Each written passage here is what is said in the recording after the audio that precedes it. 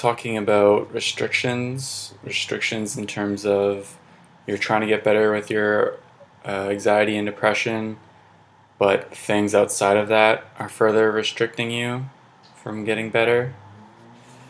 So you have your opportunities.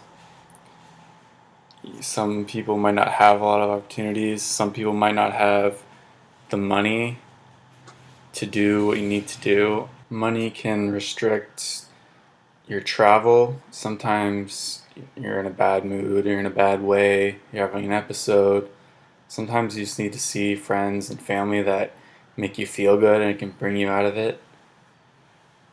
Sometimes you need certain kinds of food. Your favorite foods can cheer you up.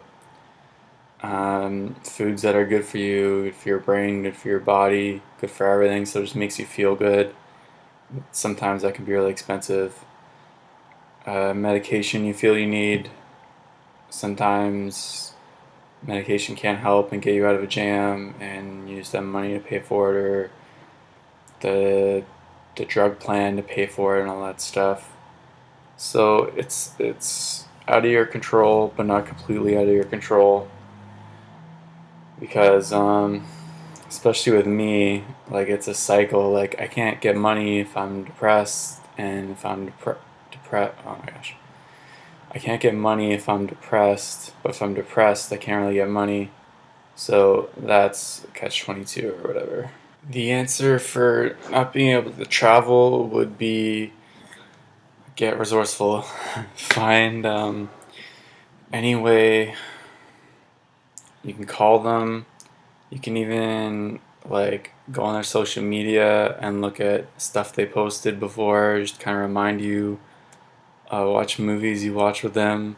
Just kind of put that state of mind of them and the happiness they bring and stuff like that. And I think you should always have food in regard a pretty high priority. If it comes down to food, gas, and the other, pick food. It's really important. It'll get you to the next step. Like, without food, what are you gonna do? So, do put quality into your body. It helps with everything. Medication for me was a vice. It's pretty psychosomatic for me. I like the placebo effect will work on me for a bit.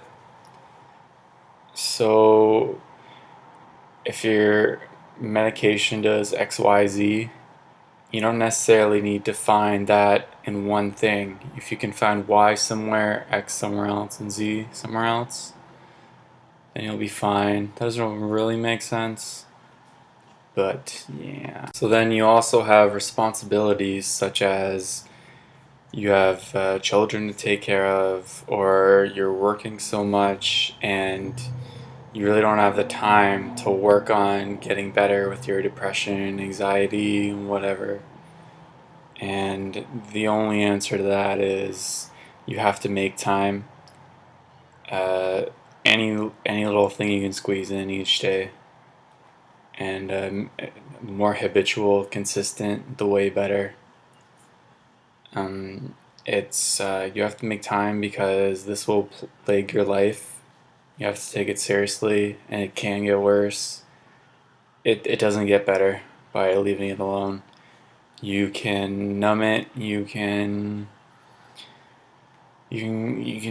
have euphoria bursts by doing this and that. It's not consistent. It doesn't. It doesn't. It just masks what's still there. So, it's never too late. Even if you're older, there's no point of just giving up. It's really not.